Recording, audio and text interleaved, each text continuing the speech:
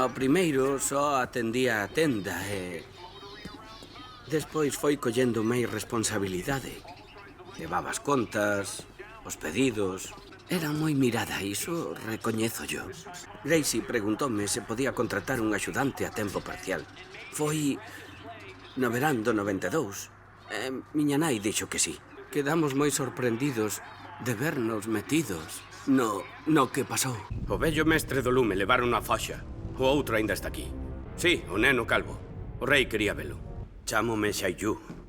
Penso que o avatar non representa un reino concreto, senón a esperanza dun mundo unificado. Magua, que o gran sabio e os outros pensen que o señor do lume é o verdadeiro líder espiritual. Son reliquias dos avatares anteriores que foi recollendo meu avó para protexelas. Este neno é o avatar. É unha esperanza pro mundo. Lembrade as ensinanzas do avatar Roku. O lume non debe dominar os demais elementos, pois parece que temos armada unha situación confusa. Un apuro, podería dicir. Un auténtico dilema. Podemos botar unha partida. Unha man.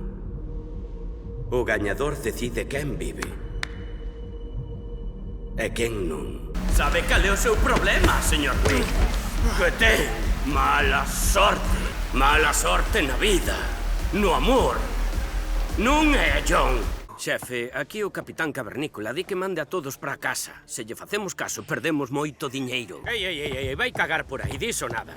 A quen se mova, despido. Nin primas, nin dereitos, nin vacacións, nada. Cada un destes produce de 30 a 40 millóns o ano de beneficios, así que ninguén vai pegar tiros aquí. Por favor, prégocho, non me mates. Son só un mandado. Non lle fago mal a ninguén.